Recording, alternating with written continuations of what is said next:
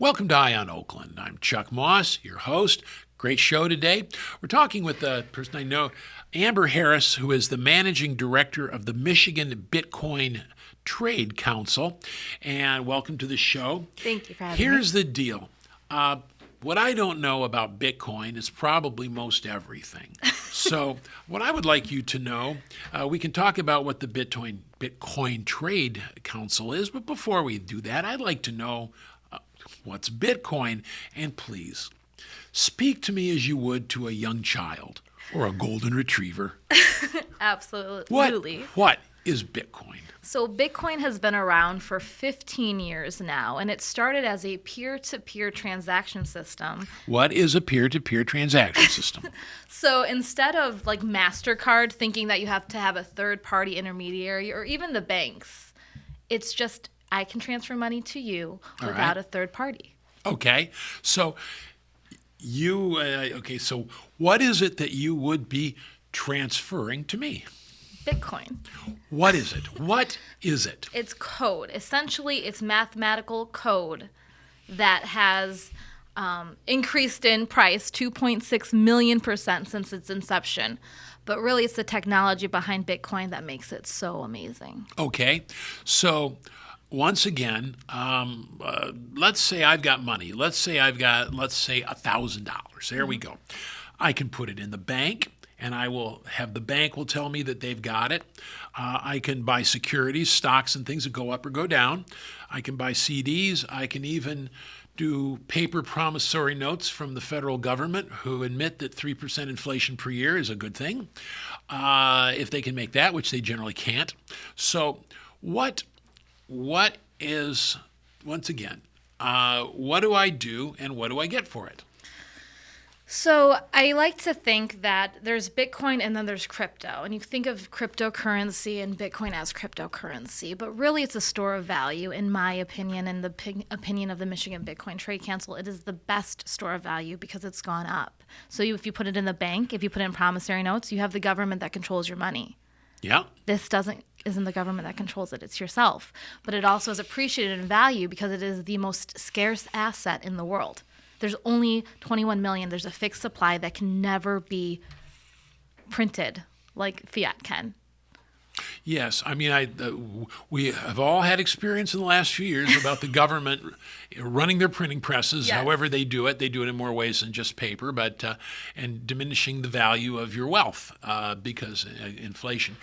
So Bitcoin is a thing that's on linked computers, right? Nodes, correct. No, yes. Nodes.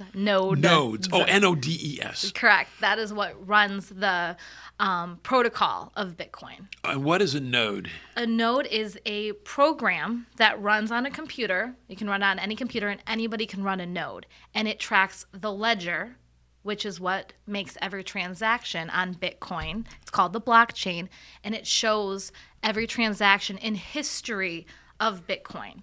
So it's very transparent. And the node that runs the protocol that keeps Bitcoin going keeps track of the whole ledger. Now it's not centralized. It's literally the most decentralized asset. There in the can world. be hundreds, thousands of computers that all are running the same program. Correct.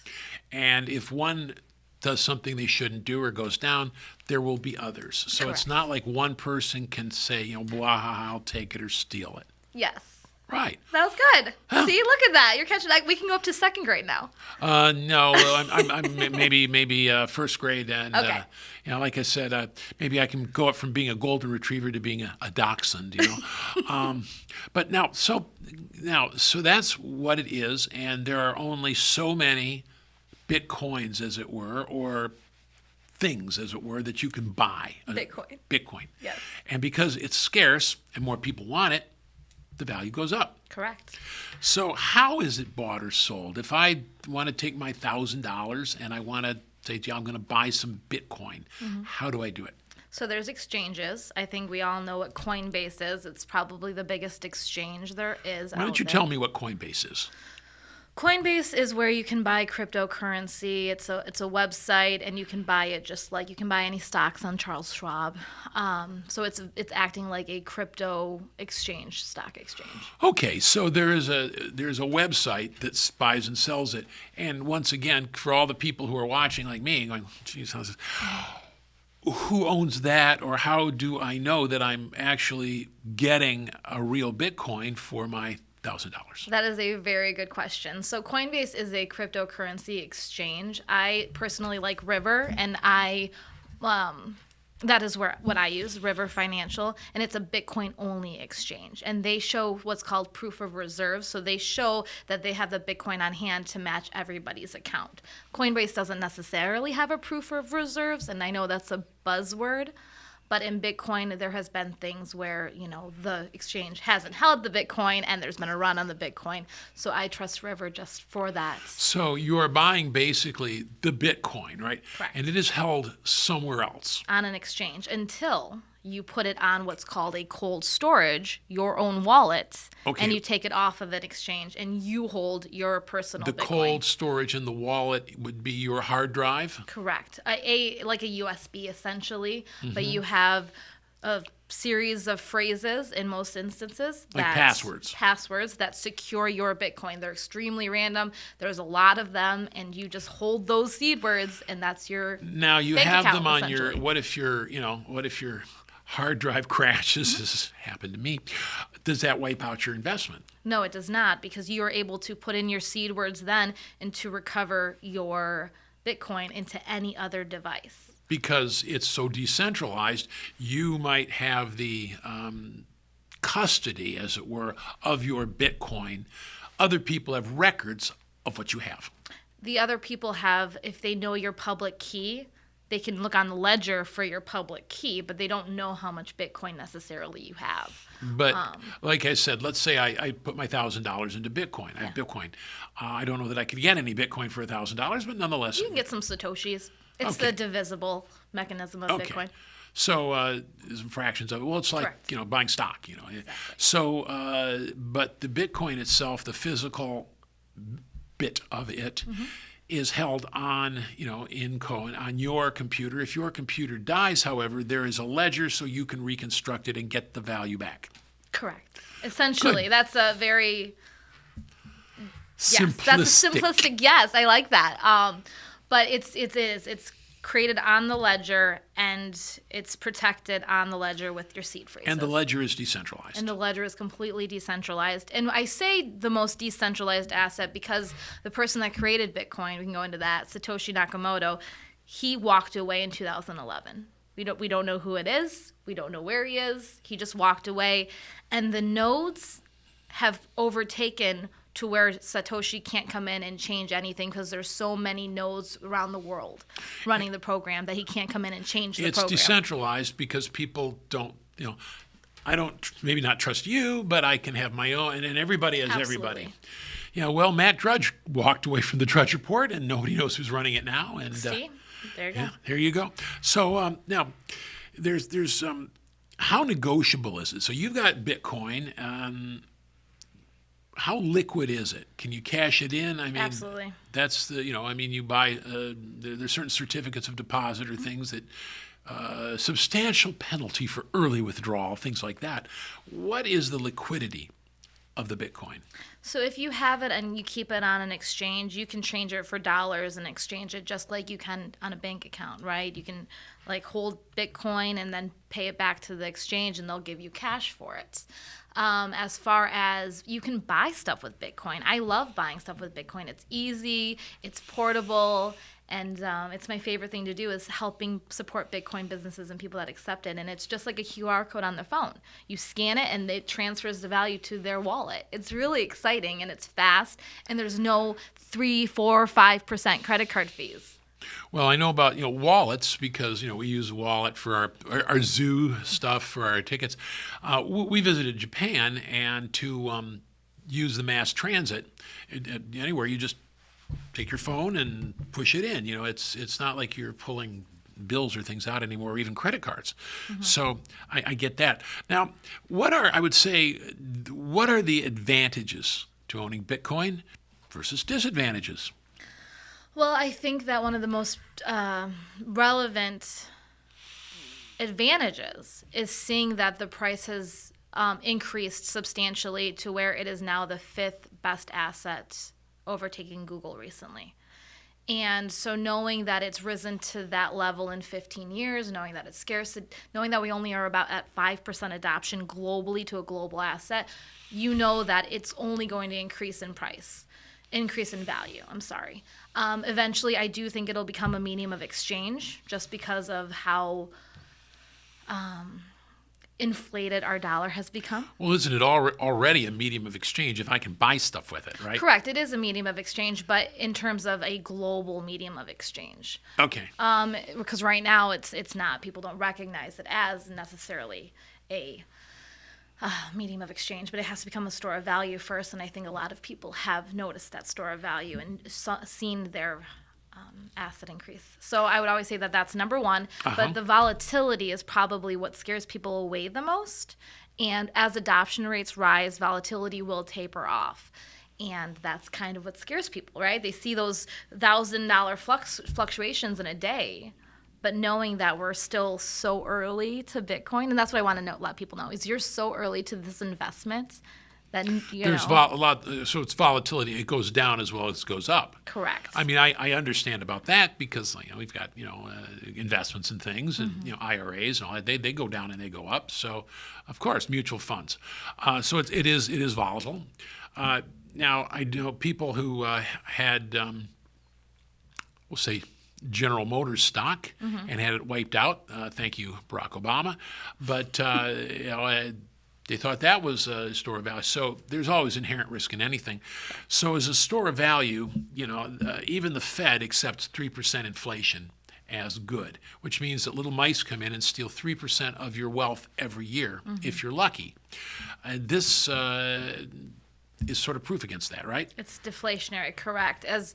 As more people invest in Bitcoin, the price goes up, and your buying power essentially goes up with that. It's like putting your money in the bank and getting interest for it, which is what they used to do. Yes, but you get substantial more amount of interest in Bitcoin, as it's been shown the past 15 years. And this, as a store of value, it's superior to currency that we know. We know what has been happening with that. It's akin to gold, essentially. Yep. That's right. Gold. Gold also is a commodity. Gold goes up, gold goes down. Same for silver. So, good. But Bitcoin is more portable. It's more transferable than gold. Well, very few of us. More verifiable. Yes. Well, I don't keep gold bars in my house. I wish I did. That would be nice. Like the old Fort Knox. We'd be guarded by brave wiener dogs. Now, so ability to liquidate. Are there like fees when you liquidate it, or? There are fees. There are essentially transaction fees. And right now, I think the big X factor is capital gains. And each state right now and the federal level is working on the capital gains behind Bitcoin and cryptocurrencies. So stay tuned what that looks like. I know in Michigan Bitcoin Trade Council, we're really trying to help shape policy for the people. Yeah, capital gains. I mean, wouldn't I think, where would they be in the tax code? I mean, if I buy, say, a Google stock or Apple stock and it goes up, I got to pay capital gains, right? Well, essentially, yeah. Is Bitcoin governed by the same tax regulations? I believe so. Yeah, that's kind of where they're at and sitting right now, but it's evolving every day. And the Clarity Act right now in the federal government hopefully will parse some of that out. Well, let's hope so. We're going to take a break right here. We're talking with Amber Harris, who's managing director of the Michigan Bitcoin Trade Council, learning what the heck is Bitcoin and how does it work. I don't know anything, and I hope that you're learning as much as I am, which is great. Don't go away. We'll be right back here on Eye on Oakland. Bloomfield Township Senior Services promotes wellness and strengthens the community through social connections, fitness classes, aquatics, day trips, and more. Our staff is here to serve you, offering lifelong learning and interactive opportunities for residents age 50 and above. Invest in your vitality with us. Follow us to learn more and stay up to date. We look forward to meeting you. Welcome back to Eye on Oakland. I'm Chuck Moss, your host. We're talking with Amber Harris, Managing Director of the Michigan Bitcoin Trade Council. So we've been talking a lot about what Bitcoin is, and vague. I think we all have a pretty decent idea what it is, how it works now. What is the Michigan Bitcoin Trade Council? The Michigan Bitcoin Trade Council is a nonprofit dedicated to educating the community, the businesses around Michigan, as well as the legislator and kind of about what Bitcoin is. Kind of like what we're doing right now. We're just educating. It's just a huge, there's a chasm, right, of technology, and people are afraid of it. And I think that our organization serves to bridge that gap. Education it's always good to know what things are. Now, what is the status of Bitcoin legality? I mean, it seems it's so new, or is it just no different from buying any investment? If I were to buy, I could buy Bitcoin, I could buy gold. If the price goes up and I sell it, I've got a profit, I got to report it, and I got to pay taxes on it. Is it basically the same thing? Essentially, except for the volatility right now of Bitcoin is so crazy. And same thing with cryptos, right? So capital gains is like, well, I lost all this stuff, though, or how they climbed that ladder. I don't know. It's all very new. But I would think, just as a guy who does taxes, is that if you buy something, whether it's Bitcoin or whether it's GM stock or if it's anything, and it goes up in value, and you sell it, you have what you paid for it, you have what you sold it for. It's a profit. You realize the profit, you realize the gain, and you pay it on that. Mm-hmm. If it goes down, you got the loss. How would Bitcoin be any different?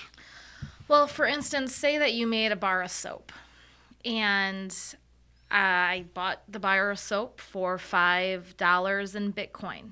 Okay. And since I bought that $5, say that was like 3 years ago, I bought that $5 in soap, and Bitcoin went up. Yeah. 100,000. Yeah. So that bar of soap that I bought for $5 has increased that much. Right. But how can I show that capital gains all the time? How can I go back in my records and say, hey, I purchased this bar of soap, I sold this bar of soap, and it's gone up this much? Well, you can until you sell it. I mean, it's like any asset. I'm once again, speak to a small child or golden retriever here. Yeah. You buy the bar of soap or the Bitcoin at, let's pick a number, $1,000, mm-hmm. and let's say it goes up to $10,000. That would be nice. Yeah. You know that you paid your $1,000. That's your initial purchase price. You know that it doesn't matter what it is until you sell it. Although there's some who want to tax that, but until right now, it's not until you sell and realize the gain or the loss. You've got the gain or the loss already established. Then you go and you say, well, gee, I made X amount of money and I got to pay. Right. I would think that that's relatively straightforward for Bitcoin as it would be for, paintings or cars or, and anything. Well, right now, the problem with the capital gains tax is using it as a medium of exchange. Because if you buy a cup of coffee, Bitcoin that's the problem. That in itself is where the problem lies with capital gains tax. So like in Ohio, they've done any purchase lower than $200 doesn't have capital gains tax. Stuff like that is what we really have to kind of work into our legislator in Michigan. Because it's not just because you're not going to go to Starbucks and pay for your vanilla latte with General Motors stock. Exactly. And so that's kind of where we're at in crafting this legislation, and that's why we exist, is to help craft it. And I mean, there's amazing minds in Washington through the Bitcoin. There's a lot of amazing minds in Washington, and this is the one time I'll say there's amazing minds in Washington. Wow, that was crazy! I can't believe that came out of my mouth. Yeah, they're quite amazing, and we'll just leave it at that. I meant the Bitcoin Policy Institute Yes. is shaping really good policy out of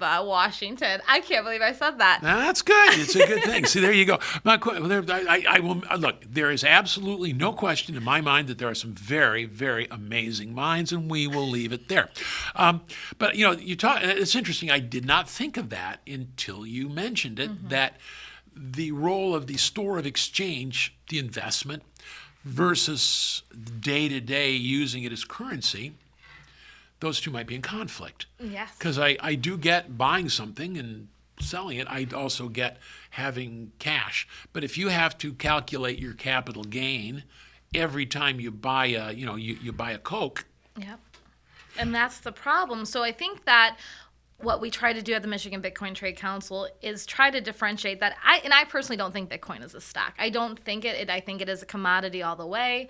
But, okay, by commodity, we're talking about Like gold, like an asset, like Right. a digital asset, and so it's a commodity. It's not a stock, and we have that volatility because people view it as a stock, right? They want to buy high, sell low, Sure. or buy low, sell high. But you also want to use it as a currency. We're going to use that as currency or medium of exchange. We're using big words. If I want to go into I'm just going to pick on McDonald's and I want to go in and get a hamburger, right? I'm going to pay for that hamburger with gold. Now, gold coins. Yeah, but we don't have gold coins in America. So you're not going to give gold coins to McDonald's. That's the difference between a currency versus a investment, whatever. You don't invest in currency. And if you do, I've got a bridge in Brooklyn to sell to you. Deal is that I just find that this is something I never thought about. So how do you reconcile these two very different, very different modes? Education. Having community engagement events. We're constantly doing Bitcoin 101s. We're constantly trying to, because it's unthinking how you've viewed your monetary system, right? We just get dollars and we accept the fact that the price keeps going up for our products because our dollar keeps getting printed. But this is rethinking that we don't have to accept that. We need to revamp our monetary system.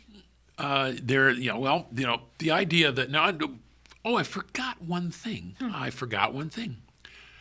Bitcoin is not controlled by any government. That is my favorite thing about it. It is not controlled by government, which means that you can't elect a new administration who says we're going to spend lots of money and pay for it by debasing the currency. So if you have $1,000, guess what? By the end of 2 years from now, it'll only be worth $900. We've stolen the value. So, or you can't have somebody that takes it away, like a bank account. You cannot be censored. It's censorship resistant. Yes, debanking and all that. So it is resistant to that, and there is no government that controls it. Correct. Well, I can see why governments wouldn't like that. Well, it's really funny. I got this question the other day of, do you think that people in Washington really understand it? And I go, no, they don't, because they'd be really fighting against it if they did. Well, it's Some there. of them have, yeah. Well, here's the thing. It seems like to me that it's here. It's here, and unless you're going to do some very severe actions, let's say in America we were to say, okay, well, no more Bitcoin. You can't use it. We're going to take it over. It's still there. Right. It's out in the world. Other countries would become more profitable if you don't invest in it, right? They'll flock to it. That's where Japan and all of these other treasury companies are coming in. Well, other countries would host it, and the capital flow inward would help them, and the capital flow would not. That's That's why exactly what's happened with El Salvador. If you've seen El Salvador's transition, they in 2021 started buying Bitcoin and using it as a medium of exchange in their areas like El Zante, and they have flourished because it's appreciated from I think it was 20 or 40,000 when they started buying it to 124,000. Well, it's also the freedom of it. Not to get overly academic here, but France was a center of economic activity, but the French monarchy got more and more restricted. Even across the way in England, England ended up with the Industrial Revolution and more than that, the Financial Revolution. The money all went to England. Yes. France just kind of eventually, England flourished. Then after that, went to us. So we need to keep it here in the United States is what we got to do by investing in Bitcoin. Well, invest in Bitcoin, personal. It's a personal. Once again, we don't. This is not a monetary show. We don't make investment decisions. Although I will say that I once predicted stock movements using a magic 8-ball just for fun, and I didn't do that badly. I thought I should start a newsletter here. Maybe I'll bring the magic 8-ball in the next show for financial predictions. But then again, I predicted once that America would never elect a president whose wife hates country music. And they elected him twice, and they almost elected her, Hillary Clinton. Now, the trade association, as far as education, what are you working on, say, in Lansing, since it's a Michigan one? So right now there are big, bills in Lansing that deal with cryptocurrency. Crypto is the big term Bitcoin is a subset of crypto. Well, essentially, that's kind of how they've parsed it out. I think Bitcoin and crypto are completely different, Oh, they but are. they don't. Okay. They are completely different. But Okay. in these current bills, as they are in Lansing, they kind of put them into one. I call them digital assets. So Digital assets. Okay, I like digital that. assets Good. is the best word. So what they're doing in Lansing right now is there is a possible reserve being drafted about, investing in as a state in some crypto digital assets. So that Bitcoin reserve bill is in Lansing right now. There's one that's been passed in Texas most recently. So kind of just mirroring other states. Which would permit the state to invest in the Bitcoin. Correct. Whether that's an ETF, whether that's strictly or straight Bitcoin. Okay, whether what's an that's- ETF? ETF is on a stock exchange, right? Like BlackRock is stuff like that. Okay, sort of like a mutual fund. Essentially a mutual fund. Okay, great. And it is to note that Michigan's pension fund has been investing in Bitcoin ETFs and Bitcoin since 2021. So Michigan actually holds a little bit of Bitcoin in the pension fund. Lord state. save us. Okay. Well, no, because I would say which pension fund? There are several. And that's something that I don't know about, but the Yeah. treasurer, I mean, they've If it's done good. if it's MIPSers, good luck. All right. Well, if it's MIPSers, they need it to appreciate in value. Because that was quite a bit underwater a few years ago. But yeah, the Bitcoin reserves one going through Lansing right now. There's also one on Bitcoin mining that would help bring economic development and jobs now to Bitcoin Michigan. mining is what? Bitcoin mining. So miners help run the ledger system. They verify the codes, make sure there's no double So spends. so what we call the IT people, the administrators, are called miners. The people that solve the math equation code to get the block to The people who run the computers that run the system. correct. There's the nodes that run the protocols, Right. and then the miners that mine the Bitcoin and By solve miners, the problem. why do they call them miners? I don't know that answer. Why not? Why do they call? Why do They're they? probably to compare it to gold. Really, just manifesting the whole okay. gold idea. Okay, it's because you're mentally thinking gold. Okay, great. Yeah, that's how I think of it, at least. No, I mean, why do they call some guy that's like just hanging out in the diamonds somewhere shortstop? Well, because he's a shortstop. It's why do you backstop something? Well, these are mental memes. Mental memes. I love it. Thank you. But you can sometimes get confusing. Any impact on AI for this? I really think that AI and digital assets and mining organizations and data centers are all going to go hand in hand, and we need to make sure that they're built in Michigan and that we really get our energy kind of in line to facilitate those economic development opportunities here, and that's kind of what we're doing with the Michigan Bitcoin. Let me Trade Council. suggest simply that you're not going to be able to run AI on windmills and solar. So that's Good tip. I will take that to thank Lansing. you. Tell them you can tell them I said so. You can tell them. But so this has been fascinating for me. Thank Little you. quick college course in maybe a credit or two in Bitcoin, how it works, and how the future is.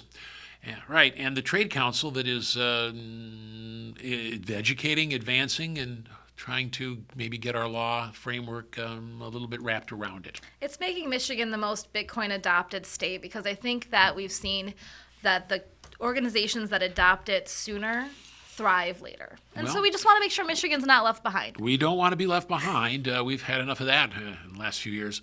All right. Well, thank you for joining us, Amber Harris, the you. managing director of the Michigan Bitcoin Trade Council. And I don't have any Bitcoin, but who knows? Maybe I will. I can go next door to Starbucks and use it. All right.